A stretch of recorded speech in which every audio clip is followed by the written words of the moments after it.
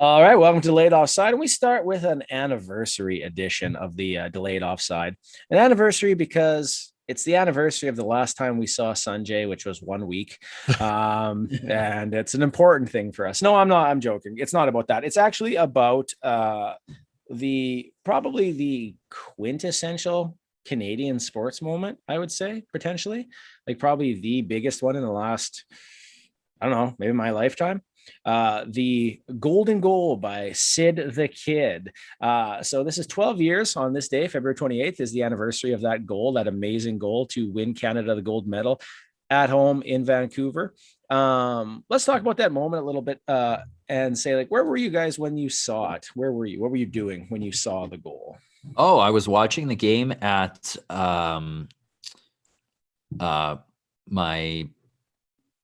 my in-laws, my brother-in-law and sister-in-laws at the time. So I was there with my baby at the time, maybe, or yeah, because Jack is 11. And I remember sitting there going to overtime, and like we were there with there were a couple, their cousins were there too. So Ben was there, and yeah. People are watching and they're like, "Oh, Ben, yeah, it was good, Ben." Oh, I love Ben. Ben, yeah, he's a great guy. Who doesn't, man? Ben's good shit. You guys have both met Ben. Get off this. Oh yeah, get off this. I don't want to edit this. And Noah scored, and it was nuts. Like I do remember where I was, and it was in a small house that was being rented by them at the time. Freaking story, man. Like, are you listening to this, Pilon? It was a brisk day. The sun was moving up a quarter farther than I'd expected it to be. The trees were an off color of green because the season was not actually spring yet. It was a small house spring. On Broder You're Street. telling a story like my grandfather would. Like, what were you It was 12 years ago. Holy crap. Back in my day, when I watched Crosby get the goal, it was this person you've never heard of's house. These people that people on the internet don't know, but they were sitting there beside me. All right, Ryan, please go to you. Wait, I remember so clearly. Again, like getting that puck on the board, the best part. I could just mute him and go ahead, Ryan. I was working for CTV at the time. I was actually working when that happened, and so my assignment was to go out to a bar and get the reaction from the crowd. So I was paid to go drink. I did not get to drink, but I did get to go to the bar and got everyone's reaction. I remember I was actually at my home leading up to the third period, and then it being super tight, and I was really worried I would miss something huge on the way out to the assignment. So I was glad that I didn't miss the overtime goal or anything like that. And so we got there, and then when you were just kind of waiting, it kind of took away a little bit from the moment for me because I was just focused on work, but it was still a really cool moment. And then got to talk to people after and get their reaction to it. And so, yeah, it was something I'll always remember for sure. So when you think back to this thing, the goal is probably the big moment because, I mean, it's an overtime goal. It sealed the game. Again, led to Crosby, past Ryan Miller. When you think about it, though, like, where does this stack up for you guys in sports moments? Like, is this your peak? Is this one of your top five? Like, where does it stand? Oh, absolutely. It's top five for sure. It's even though it was like a flubbed goal, it was a fanned on shot, right? You thought he was going to try to rifle it. Fanned on it, went 5-hole, and, just duped Miller. It was huge. And the thing is, he won it in Canada. Like, that was a gold medal in Canada against Canada's hugest rival at the time, the American hockey team, the men's US team. And like, it was just massive. There was so much lead up to that and expectation. And, for it to go to overtime like that, like, it was massive. And it's a goal, you liken it to the Sakic goal. Yeah. Right. This was against big. The Americans. Yeah. This was big. Yeah, I was going to say it's between those two for me. I would say probably the Crosby one, just because it was in Vancouver. I mean, that Sakic one was huge just because it was our first gold medal in men's hockey at the Olympics since I can't remember when. Right. So that was really big. And I remember where I was for that one too. It was that memorable, but the Crosby one, I think, for a number of reasons. Number one, like I said, it was in Vancouver, so you just had that huge home crowd reaction, which was amazing.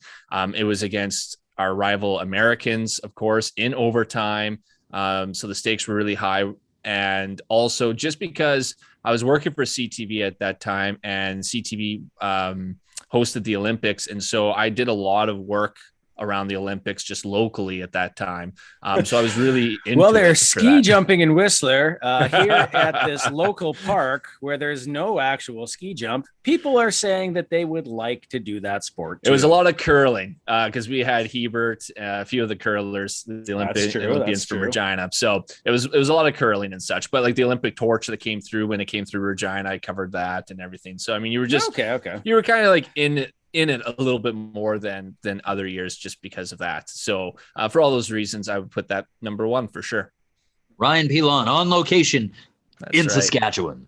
I regret not going to Vancouver and working it. I bet you I could have pitched going to lend he's a helping gone hand. Tell me what you really think about him. Well, I tell you, he's a fantastic storyteller, because I was just captivated that entire time by like who was sitting to his left, but then you're wondering who's sitting to his right, but then he tells you and you're like, oh, he didn't leave that part of the story out. I sat on a beige couch. Ben smelt of mahogany and cheap perfume. The whiskey had filled in the glass and tinged violently as I said, quiet, I'm trying to watch the game. Shit. I think you make a really good point there. Like, and I think for me, this is probably the biggest sports thing I think I've taken in. Like, I haven't seen my team win the Stanley Cup since I was 5. Right. You don't remember it. Yeah. And 06, like, ended, like, it was fun, but it ended in heartache. Yeah. Drafting McDavid was up there, I would say, but it's not. Drafting Matthews for me. The Raptors winning was huge. Raptors winning was good. That was a fun time. I had Jays winning as a kid. It was actually a lot too. I remember how excited everyone was. People that didn't care about ball liked it. The Riders winning was also a lot of fun. Actually, yeah, the Riders winning in 2013 was huge for me. Well, 07 was huge. 07 was huge because that was the first time I had seen it happen. Yeah. Well, I mean, it happened in 89, but I didn't remember that. I barely remember that one. Yeah. 07, I had a bunch of Winnipeg fans or friends that were fans of the Winnipeg and Blue Bombers, and oh man, that game was just intense because we were just beaking each other back and forth over that one. And then again, I was at journalism school, so then we hustled downtown to get interviews and shots on the street. Exactly. And I just remember it just packed, like car to car, like it usually took us like 5 minutes to get downtown. It ended up taking us like 20-30 minutes because it was just standstill traffic and people running through the streets. So, I mean, that was a really fun moment as well. The other thing I want to say too is that during that Vancouver Olympics, another big moment for me, even though it wasn't really a moment, I guess, per se, but beating the Russians so handedly, because the Russians were the one team I was really worried about. And I remember being upset that we drew them so early on in the elimination round, because they had Datsuk and they had Ovechkin, they had Malkin, like their team just felt they just felt like a really stacked team. And then just the fact that we rolled them over, that was freaking awesome. I love that. It's funny you say that. If you remember, TSN did these little mini montages of teams, and it was like a 30-minute episode breaking down how the team was constructed and who was on it and blah blah blah. And then they'd have like talk to people in charge. So Brian Burke was on the US and he talked about his team. And then they had people talking. And I remember them saying, they're like, don't sleep on this team. This team is way faster and way better than people think. And I don't think I ever thought the Americans were going to be the team in the final.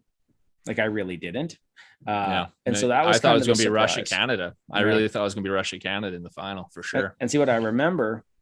Like, I think with the Crosby one's more special to me because I think as I was older, like I remember where I was for the other one and stuff too. And I remember how big it was. We stopped doing stuff literally to watch it. But I feel like I was more invested in the Crosby one in the Vancouver Olympics. So that's, I think, partially why it stands out for me. But yeah. Well, I know you guys just meant you were talking while I was gone. Sorry, my 3-year-old woke up and I had to put him back to bed. You guys had mentioned big games. and I'm not quite sure if you mentioned this one, but for me, one of the big moments in sports history was in the World Juniors with Jordan Eberle. Coming was a good down, one. cutting That in was front of the net with like huge. seconds left to send it to overtime, and then eventually them winning. Yeah, you know what? That's That's huge. I wouldn't put it quite, I guess, at that Crosby one, but just because of the drama with it, it's right up there. And then he scored another late second tying goal the next year against the Americans, right? Saying to overtime and they lost, but they lost it the second time. Yeah. That team was stacked too. Actually, it's funny that you mentioned that, because that was like I was talking to this with other people, and it's like Jordan Eberle was an amazing junior player, and he's a good NHLer. He's like good. he's a good, solid NHLer. Mm-hmm. But man, like that shift, like that change, like. I really thought he was going to be like Captain Clutch in the NHL. Yeah. I mean, he hasn't gotten a whole lot of playoff opportunities, but when he has, I mean, he hasn't really, been spectacular. I don't know. He did it enough times in the World Juniors that I expected to see it happen in the NHL. And I really thought he'd be something bigger than he is. He's still a good player, but I thought he was going to be bigger. His first NHL goal was unreal. Oh, it was huge. Unreal. Yes. And I remember that happened. I was like, oh, he's winning the Calder. I know it. I was like, the Oilers are going to be good now. I know. No. I thought the Oilers were going to be. I thought they were going to be dominant. When they got like those 3 first-round picks, I remember saying, oh, God, like, wait, like 3-5 years, this team's going to be insane. The problem is some first-round picks are Taylor Hall, and some are Ryan Nugent-Hopkins. Or Yakupov. Yeah, exactly. All right. With that, happy anniversary to Sid the Kid. And others are Connor McDavid. And welcome to Delayed Offside.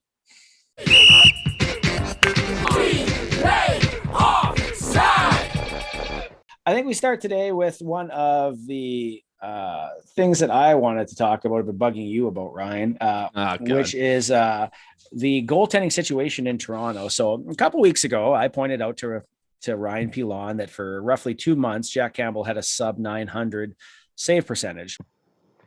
Siv, a hockey goalie who allows many goals to be scored by the other team, causing his own team to lose the game. And Ryan's response was? Overall, he's at a 920. He's at a 920, which is, I think, league average, actually. Or 910 is league average. 910 is league average. 920 is quite good. Good, yeah. Anything over 910 is great.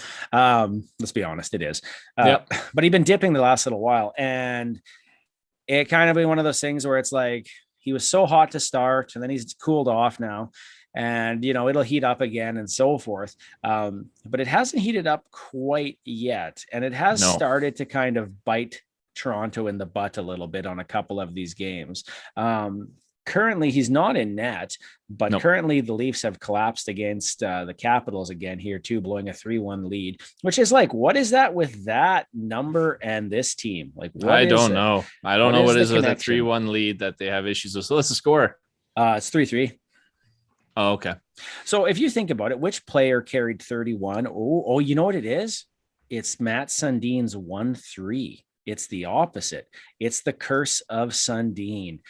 3-1 leads, 1-3 coming the other way. It has to be a Sundin-based curse. What are your thoughts about the idea that because of how you guys didn't sign Matt Sundin, that he's actually cursing you from beyond his career?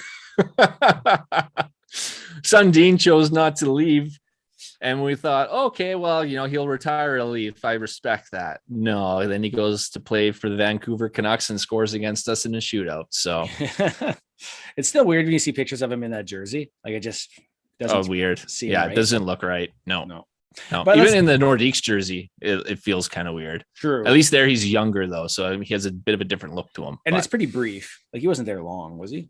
I don't know how many seasons. He traded. Well, no, he got sent to the Leafs with a Clark trade, and I believe that was darn near a rookie season. He was a prospect at that time, I think, if I'm not mistaken, because Forsberg was a rookie. Well, I think he played at least a season. Landeskog just passed him for some record, so he played there enough to get those records. But anyways, let's talk about Jack Campbell here. So what do you think? What is your theory here, Ryan? And then I'll go to you, Adam, as to what has happened with Jack Campbell. Did you say you're starting with me? Yeah. I couldn't tell if you said you're starting with me or you're going to Adam. Okay. Well, it's called listening. You What's have to my do it. theory? I think what happened was they overplayed Campbell. They leaned on him quite heavily. He isn't used to that. This is the most amount of games he's ever played in his entire career. He's usually been a backup, and then he's had injury issues as well before that. I think he got tired, and then when he got tired, he started playing poorly. Sieve, a hockey goalie who allows many goals to be scored by the other team, causing his own team, to lose the game. And again, they leaned on him because Mrazek was injured, and the rest of their options just really weren't that great, right? So, I think they leaned on him too much. He got tired. He started making mistakes, and then, as you've seen in the past, he can be quite hard on himself. I think that's something he still needs to work on his game, is that mental aspect of it and not getting down on himself and staying even keel. I think he's gone down on himself, and now he's lost confidence. And I mean, you watch that Detroit Red Wings goal. What I say, Baron? You repeat yourself, and then you tell me what you said. I say he lost his confidence. What did I? No, it's fine. Keep going. Did I say something stupid? No. Oh, you're laughing at me. Tell me what I said. Just sounded like something that. No, I don't. I'm not saying it. So I'll tell you after. All right. Well, I guess I'll watch this pod back and see what I said that was stupid. I think it's fine. I'm just okay. Whatever. So, anyways, I don't even know where I was. But anyways, you saw that game against in Detroit where like some of those goals he let in, like that one shot from. Okay, so Baron just wrote down what I said. Is that what I said? Yeah, that's what I heard, and I was okay. You might have said Gotting. I meant to say Gotten, but maybe I might have heard it wrong. I was like, so what? Baron just informed me that I said he has gone down on himself. He has gotten down on himself. If I said that previously, that's not what I meant to say. I probably heard it wrong, but I was like, Baron, you have a sick mind. You're a sick man. You said it.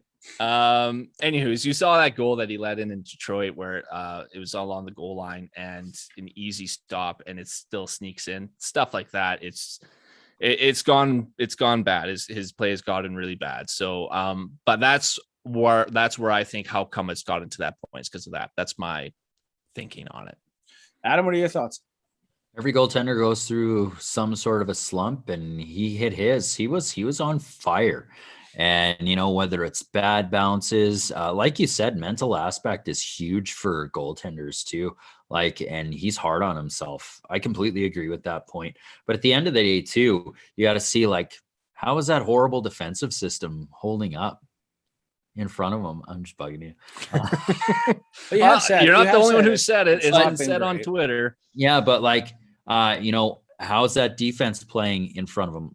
I can liken it to Mike Smyth has not been well as an Oiler. And yesterday there were 2 goals scored on him. Those were not his fault and really hard to stop. They were right in the slot, right? One-timers. And, are they high danger chances that are being scored on them, or are they kind of weak? I haven't been able to watch many of the Maple Leafs games, and I couldn't tell you that, but I do watch for what's going on. And well, every game's different. I would say specifically that Detroit game, which was a real low, I would think in Campbell's career. I would say 3 still had the best Campbell. save percentage. He still had the save. Exactly. He still had the best save percentage among all 4 goalies that played in that game. Yeah. What did Nick Kiprios say? It was the worst 4 goalie performance he had ever seen. It was 80, at least since the 80s, right? So it was nuts game. But he 3 of those goals were on him. One of them, he coughed up the puck on a bad pass and had the net wide open.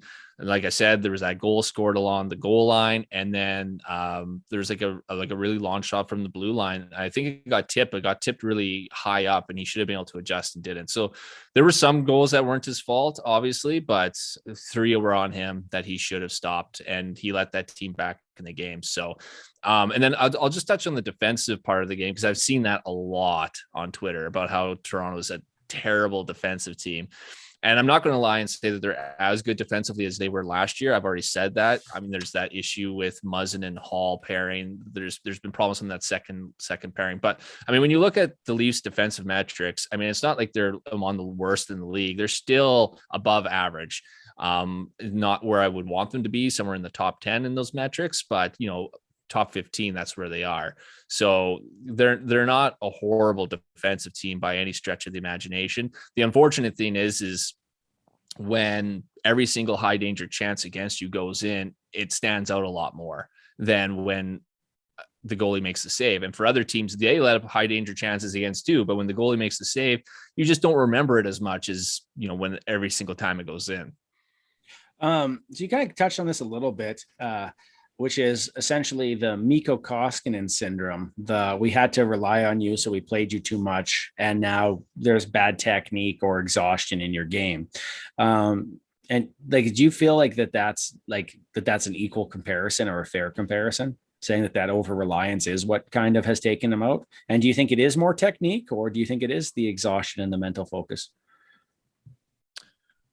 Well, I think once you start to get tired, your technique starts to falter. Like, I just don't think you can be as sharp as you once were.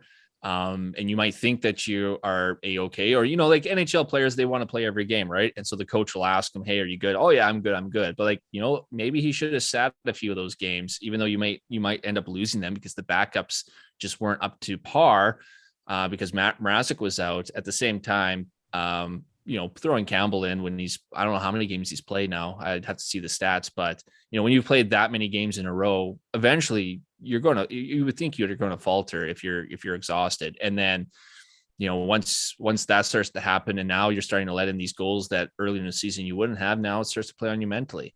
I'll throw one other thought. Go ahead.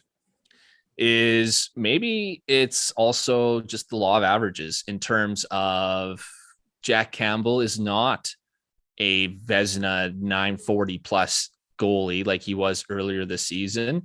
Maybe the kind of goalie he is hovering around that 920. That's what he was for the Leafs last year. He was a 920 save percentage goalie. His career average, I think, is around that, like 917, 918.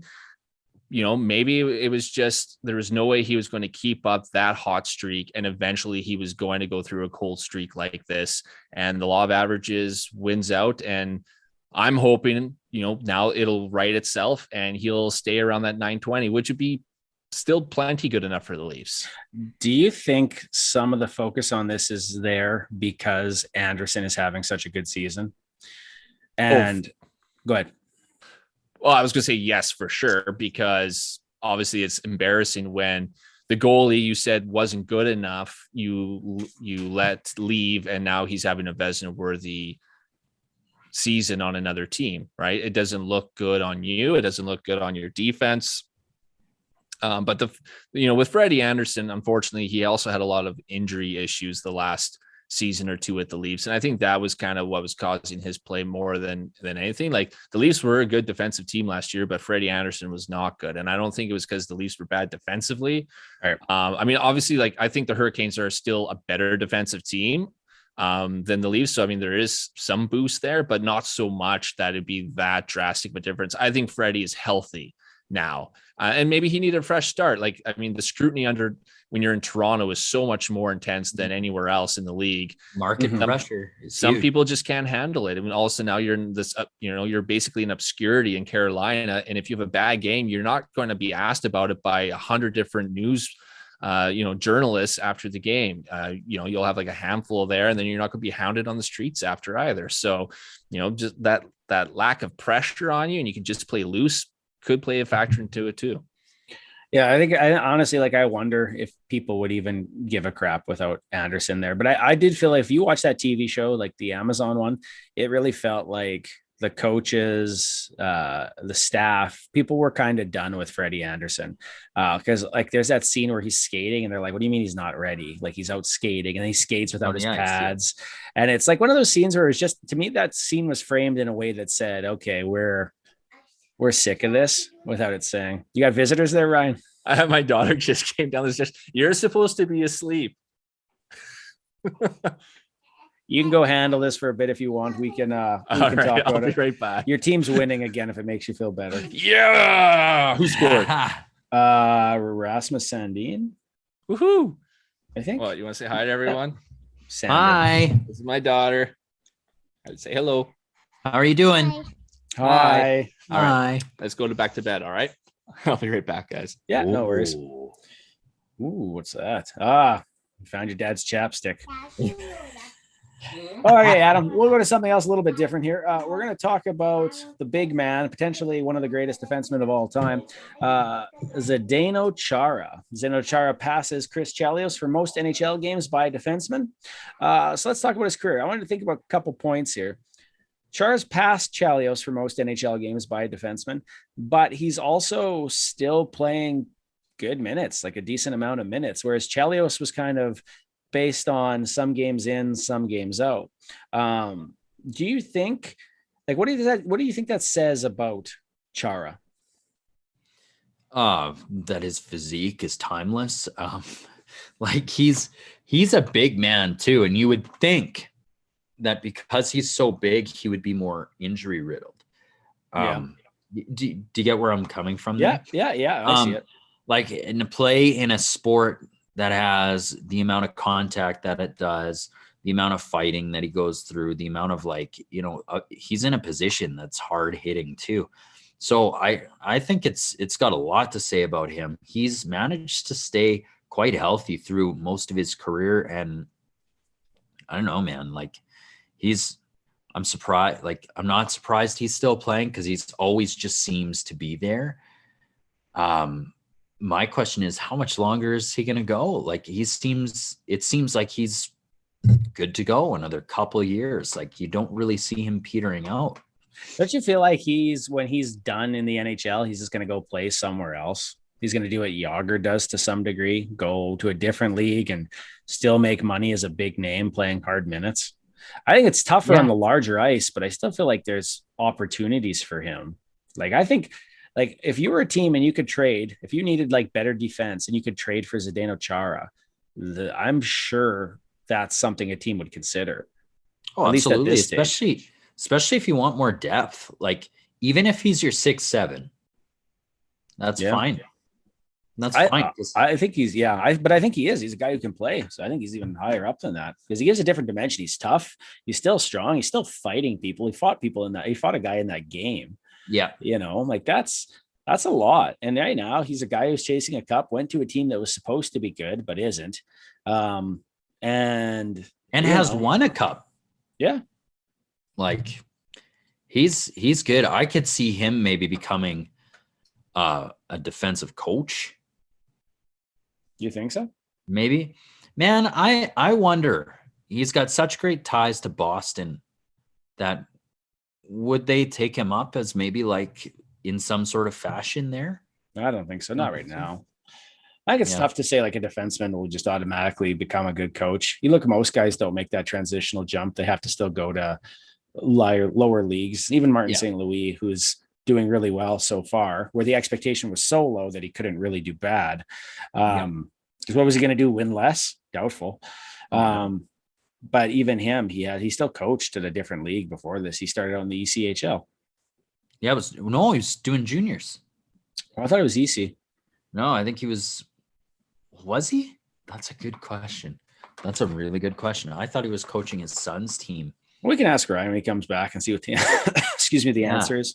But yeah, I don't know. I just feel like he's still got something to give. And I feel like at this point, if you're stuck on the Islanders and you didn't have anything really going for it, because the team's not going anywhere, that you would take a trade somewhere to go play and that people would be interested in you. And it sounds like from everything I'm hearing that he's actually not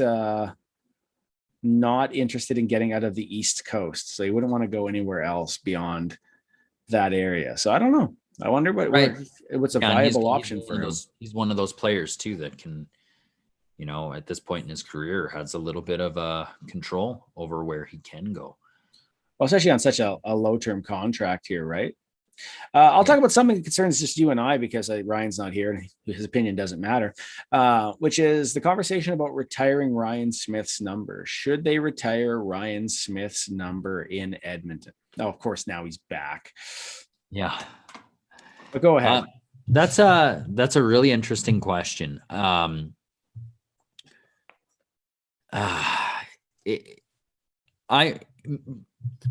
Me personally, I would say yes. He's done so much for that franchise, and he did take them to that cup final where they did lose in Game 7.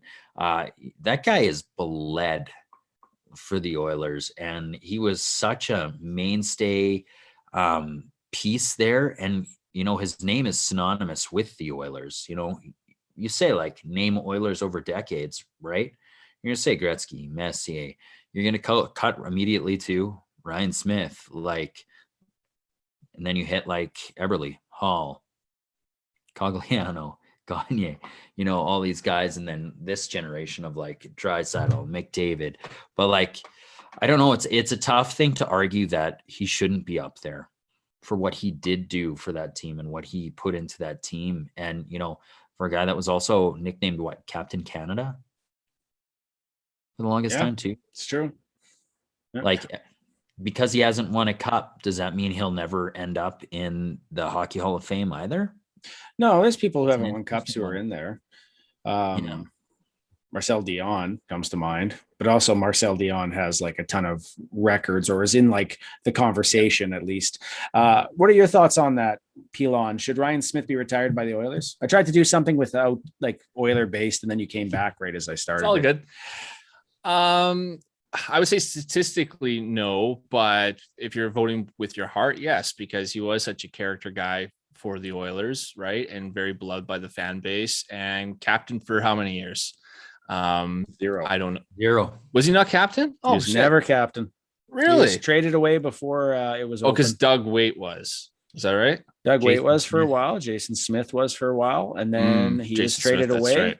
And then Ethan Morkoff. That's crazy. I thought he was captain. Okay, well, there you go.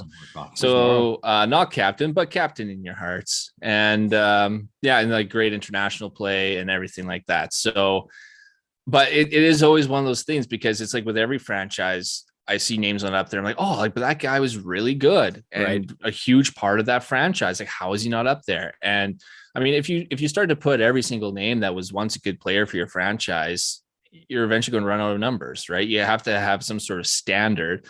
I know some teams say you have to actually be in the Hall of Fame. It sounds like from what you guys are saying, that's what the Oilers do. That is their motto. Yeah. So I don't know if I agree with that, because the Hall of Fame is the Hall of Fame. This is for your fans. So I think you can let in people who aren't in the Hall of Fame that still meant something a great deal to your franchise, but there still does have to be some sort of standard. Does Ryan Smyth meet that or not? It just depends on what that standard is. Is it statistics? Is it postseason success? Is it longevity? Like, what is it, right? There's a lot of talk about how they should do like a plaza of honor or a ring of honor, where it's not like a retired number, but it's like that player's name is up in the, like, up on the wall somewhere to signify their importance. And that's usually like the cop-out consolation prize. Yeah. But it doesn't actually exist in Edmonton either. They don't have that. But if you think about it, like, look at the Flames, and they've retired a Ginla. And they had players that had pretty great careers for them and for that. Like they had Joe Nieuwendyk, they had Al McInnes. Al McInnes is the one that pops up to mind because he's on their ring of honor. And it's like, you should have just retired his number 2. Yeah. Like, who's wearing that? It's fine. Like, you can take that one out, and I just don't understand. Like, whereas Calgary, had really good teams and same stuff. They won it once at least.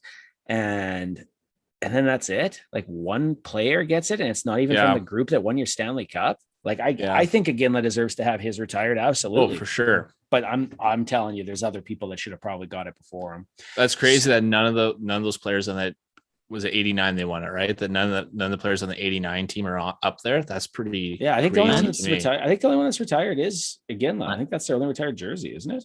No, Lanny McDonald. Oh, Lanny might be retired. But even Lanny spent like 90% of his career in other teams. He was like a healthy scratch. Yeah. He was a healthy scratch down the stretch of their Stanley Cup final. He got rotated in for that game. Mm-hmm. I know there's controversy around him now, but like, if you're looking at a great player for organization, Theo Fleury, touch him with a 10-foot pole. Not right now. Not now, but when he first retired, was there that much controversy around? Like he was that outspoken? He had I mean, been, social media wasn't really he out had there, been so he out of the couldn't. league for drug use, and he was back in the league to try out for the team. And honestly, he should have made the team that year. Yeah. And then they cut him, and he retired. Yeah. Then he had But the book. yes, he was a controversial he had character because he was for sure. constantly in issues and then got suspended. Right. So, Right. but a man Well, also had and an his own, addiction issue. Like that's like, Well, and you have to understand. It's if an you read his addiction book, issue. you can see why he had addiction issues. But social media has not been his friend in terms of how people look at him now. Well, there's a couple of them out there like that. Well, like that's true. Justin Penner. He would have his fans for sure. Penner lives in the world of tinfoil hats. Yeah. We're going to talk a little bit here about the Vancouver Canucks, because we know that here at this podcast is very Canucks heavy. So this is Canucks Corner for all of you. We're talking about what's going to happen here coming the trade deadline. Now, the Canucks have been on a little bit of a streak here, doing well till today, where they got their asses handed to them by the New Jersey Devils of all teams, but like handed to them. So things aren't going good. Halak hasn't been very well lately. Demko's been good for them, though. Demko's been unreal for them. And that throwback so night was so sick to watch. Like both those teams wearing those throwback colors was fantastic. Calgary versus them. I loved it. Sorry, what were you going to say, Ryan? Oh, I was just going to throw on. See, like I've been seeing everyone saying like Demko's the best goalie in the world, blah, blah, blah. He has the same save percentage Jack Campbell right now. Sieve, a hockey goalie who allows many goals to be scored by the other team, causing his own team to lose the game. Just throw that out there. Over the last couple games too? No, over the season. No, fair enough. But you have to take it into perspective, right? Everyone just panics about one little scene. I know you've left the Leafs, so I'm just going to say that. Don't panic over one stretch. Look at the whole body of work. Okay, so this team is playing. They had a beautiful Jersey night. Things look fantastic. But the conversation is coming up here about whether or not they should trade JT Miller. So Ryan, can you check this for me? Because I don't know. And actually, there's another thing we need you to fact check after. But is JT Miller have one more year after this? Yes, he does. Okay, so that's thing number one. Thing number two is, where was Martin St. Louis coaching before he took over the Montreal Canadiens? Was it ECHL or his kids team? Not up to. Well, why both of you? Anyways, I don't know what that has to do with Vancouver. It doesn't. It's from the segment you missed while you were taking care of your child. Oh, okay. So one of the conversation pieces comes is, what are you going to do with JT Miller here? Should they keep him for the other year and try to move him out next year? Or should they move him and try to collect back assets? They traded away some assets to get him, and he has actually been nothing but spectacular since being on that team. Part of the problem is that they are having a ton of players that they are going to have to sign, extend contracts for, etc. And they do not have cap space. So conversation has also popped up about them. I think, is it them losing Brock Besser? Is that the one they keep talking about? Or is it Horvat? I think it's Besner, isn't it?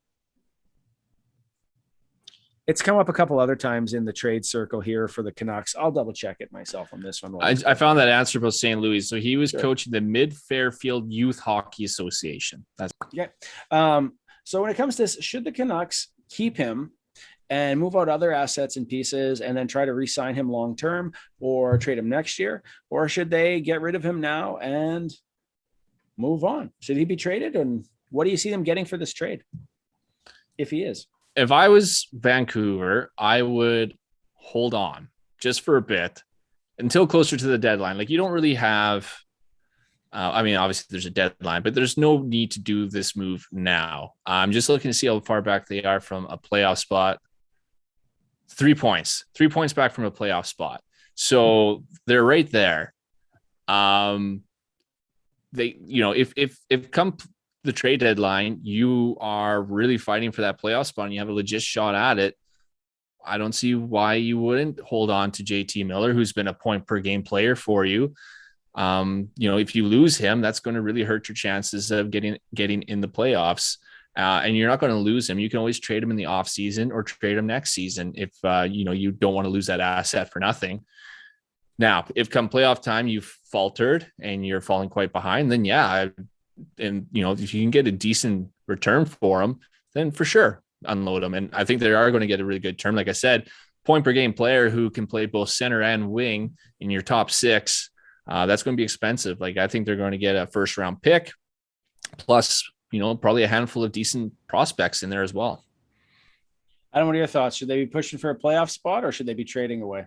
Well, they're 3 points out. There's no reason that they're, oh, you just said this, I know, but why would I you thought you're making right fun now? of me for sure. No, but why would you sell right now when you are 3 points out? It's a legitimate, it's such a tight race in the Pacific. Like, why would you fire your coach then? Right? Why would you want, like, it doesn't look like a team that's wanting to tank, I guess is my point. So No, they've been playing. I don't know why. Better. I don't know why you'd get rid of a really key player for your organization when you're in the mix. Well, I think the thought is that you can get a bidding war going between teams for competitive stuff here, so that you could actually have a huge rehaul. And if you're trying to just get your team rebuilt on the fly, you could shorten your rebuild substantially while these guys are still relatively young, because you're going to have Demko for a while. You're going to have Pedersen for a while, but maybe you're able to get other pieces for that and use those other pieces in that space to sign other guys. And you'll probably be able to get more for JT Miller when he still has another year on his career than, potentially next year when he is for sure a rental and you only have, like, I think they could still get a decent package for him if they do this trade, in the off season before the season starts. But, you probably get more for him at the trade deadline because teams are pushing for that, trying to win the Stanley Cup. And so they're willing to overpay a bit more than maybe in the off season. Where do you think you could see him going? I think the one that's most commonly pops up here seems to be the Rangers, but what do you see returns being? I think, Ryan, you already said it'll be at least a first round pick and some prospects. Adam, what do you think that they're likely to get? Oh geez, that's a really good question. For sure a prospect and maybe some picks would be good for him right now. If they could bolster their blue line a bit better, that would be good. If they could get a good solid defenseman and maybe a pick. But I'd be a horrible GM. I'd be Chiarelli. Okay, that's not what I would be shout out there, but that's fine. Good. But like, honestly, I'm like, I think they could get a good player, a star. I don't know, but you toss in a prospect, pick. Do you think? I think if you're going to be trading JT Miller, you wouldn't be getting a star back because you're going to be trading to teams that are trying to win the cup. So they're not going to give up their stars. You might get like a young stud player. You might get, like I said, some prospects in their AHL or junior league that are playing there. And then, like I said, a first round pick and maybe even, a couple more picks. Who knows? Like, point per game players aren't available very often. And I was actually surprised I didn't realize he had been a point per game producer for Vancouver throughout his time there. He's been quietly very, very productive in the NHL over these past few seasons. Yeah, he has. Do you wonder though if they should, because the Canucks essentially have a lot of bad contracts, which is part of their issue, or at least they did. They still have some, but maybe this is one of those things where maybe you could package him up and get rid of one of those bad contracts instead. Like, there's players that are still useful, but it's just maybe right now there's those contracts that become strangle points on them. Right. I'm not talking OEL, but Myers maybe. I think if you're going to do something like that, that wouldn't be until the off season, because no one would have cap space to take on, one of your bad contracts at this point. I wouldn't think. True. Unless you're trading for another, already. Unless you're trading with another bottom feeder, but then you're not going to be getting picks and prospects, for him. You're going to be just offloading a bad contract. So, well, with that attitude, no, that's fair. The other name that keeps popping up is Brock Besser. And I'm not sure exactly why that started, but I think partially that has to do with whether or not people can afford to keep him. Because I was kind of surprised to see his name in this conversation. Since Bruce Bruto arrived, he has had 11 goals since then, leads the Canucks. He's second on the team behind JT Miller. He's fourth on the team in Corsi at 5-on-5. But his name has just started to appear recently that it's growing louder and louder in the last little bit, Frank Saravalli said. So it's just kind of wondering whether or not they're doing this so they can achieve cap space, or Well, he is if an there's some other RFA, stuff. so he's gonna probably cost a bit. looking for a raise, and he's making 5.875 right now. So maybe it's just one of those things where He's priced himself out. Like he is a RFA, so the Vancouver Canucks hold some power there in terms of the amount he's going to sign for, unless he gets an offer sheet. Do you think he's going to go and play in Sweden until the middle of the season when he gets overpaid? I don't know who's his agent. Yeah, good point. Very good point. Comment withdrawn. No, that's fair. I just kind of wonder. It's curious. I'm really surprised. I thought he was part of their future. Like I thought that's he was what one I mean. of their cornerstone pieces. That's so like I'm kind of their surprised core. by it too. So that's what I don't understand. Like I thought it was like either. Besser, Horvat, Pedersen, and Hughes, right? Like I mean, Right. and Demko, I guess. Like I think those would be like your 5 guys, right? I think. Apparently not. Interesting. Apparently not.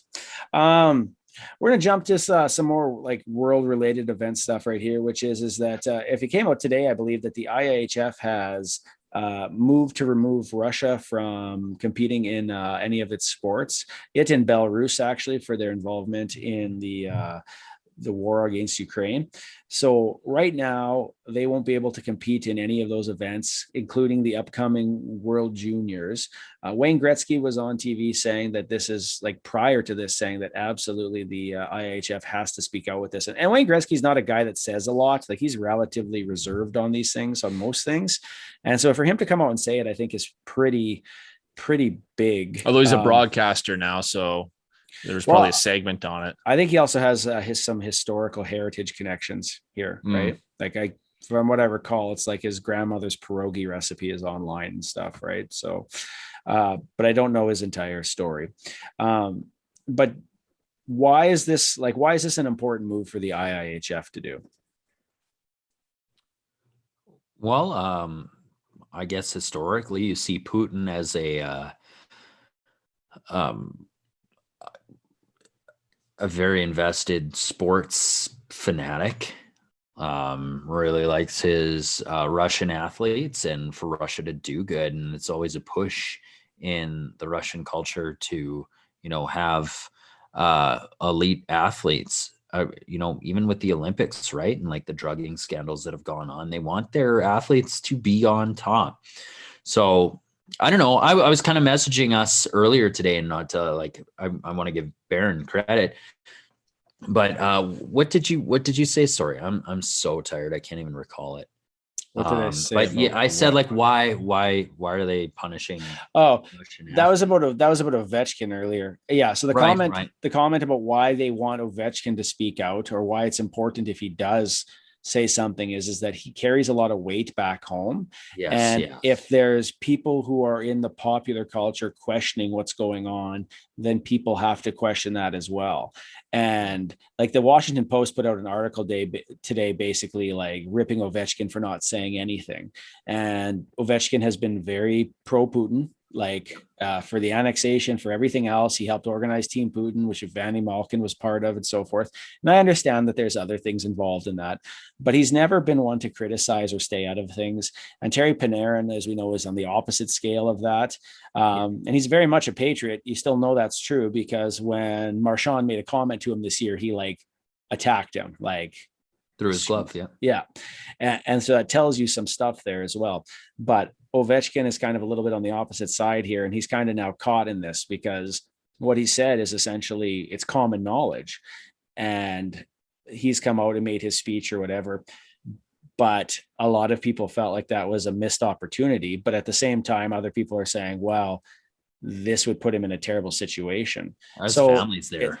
His family is there, right? Yeah. All of them, actually, I believe his mom, his dad, and his son and wife. Yeah. And actually, I kind of wondered, how are you going to get out of it? And I mean, specifically, how are they going to leave Ukraine? Or not Ukraine, Russia, because they can't fly. No one's taking Russian planes anymore. Private planes, everything is being restricted in its airspace. So yeah, it's an interesting time there. But the idea would be that if he spoke out and said something, that would have weight for the Russian people because he is a celebrity there. So I think Although would the Russian media pick it up, or would they like translate it into like some sort of other Russian that says something completely different? Which is what they did with Dominik Hasek. Essentially, Hasek made his comment about Ovechkin, and I think the Russian media made the comment and switched it back to being about Hasek. Yeah. So it's kind of tough in that situation because you're right. Like, is what you're saying getting out there? Well, probably not. So, but I think the move's important because it's if, like Adam says, it's part of the culture, this love of sports and this competing and we're the best, etc. There's no one for them to compete with. Like, no one's going to play with you essentially because everyone's mad at you for what you're doing, which is attacking another country. So it's interesting, but I think it's a big move. I think it's a little bit later than some of the other things, but it's not super late. It's not like the NHL when it's going to like get on board with something where they wait like 6 months after everyone else has done it. It's pretty immediate. Yeah. But I think it's a move you had to make. I think it's a good move to make to punish them for what they're doing. Do I think it's going to change what's happening? No. It's not going to make a difference. But it'll at least hurt some of their pride and take something away from them that they love. And if all it is just a slap on the wrist and a punishment, at least it's that. Yeah, I think it's good in the sense that too, it's like it's saying that you're not able to just do what you want. Yeah, exactly. That people are going to be like, no, that's too much. We're out of this. And I think that's a huge important thing. So it is interesting. I'm glad that it's happening because I think if they hadn't, it really would have just damaged hockey. Essentially, I do. Like, I think it's like, how do you let this one sport let it continue? But I mean, to be honest, right? After that whole, this is such a much smaller thing, but even like after that doping scandal, I was pissed that they still allowed Russia to compete under, the ROC flag. And what happened? They got busted again.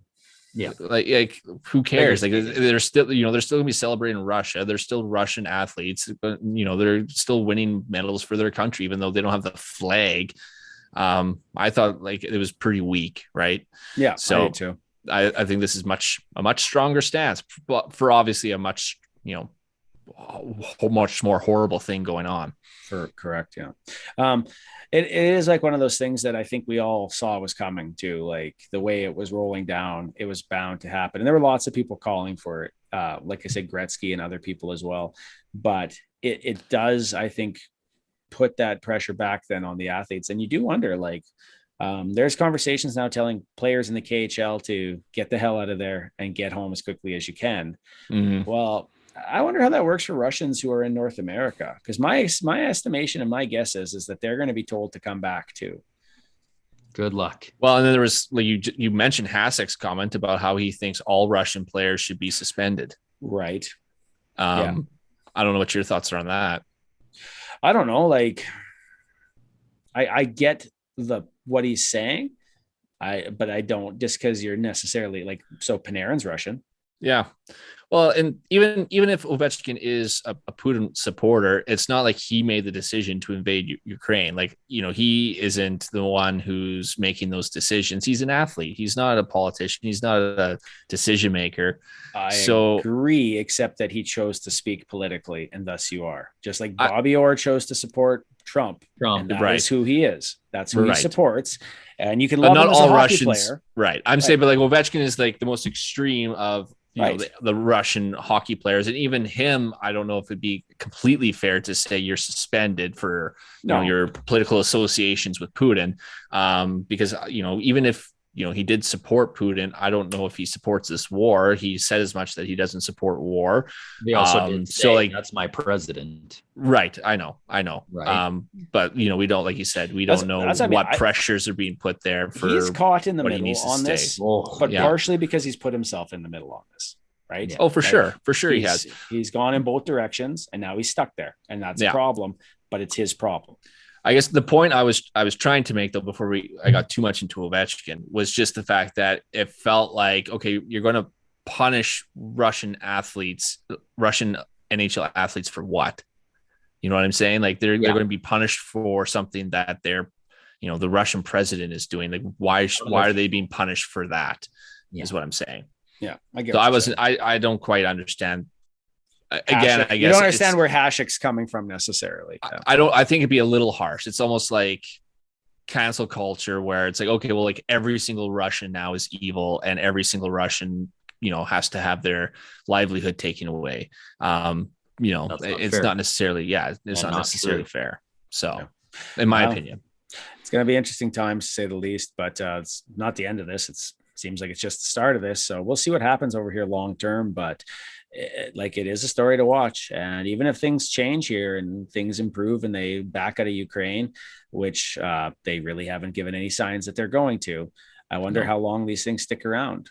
Like maybe they should be out for a little while, even if things do change. Like, cause I think, like you've said, Adam, the problems have been systemic. This isn't a one-time issue, but also at the same time, this is a much bigger issue than hockey in the long run. So it's terrible what's going on. And it's awful that this thing's happened in our time. It really is. One thing after another. Like, what the hell is going on with this world? Bad things come in threes. Yeah. That being said, we're going to end on that happy note. This has been Delayed Offside. Bad things come in threes. 1, 2, 3 hosts right That's here. exactly it. So like, click, and subscribe. Thanks for listening to the pod. Feel free to reach out to us on Twitter, Facebook, Instagram. Stay safe, stay healthy, and all the best. And then whatever else is going on. With that, I'm Baron. I'm Adam. I'm Ryan. And this is Delayed Offside. Take care.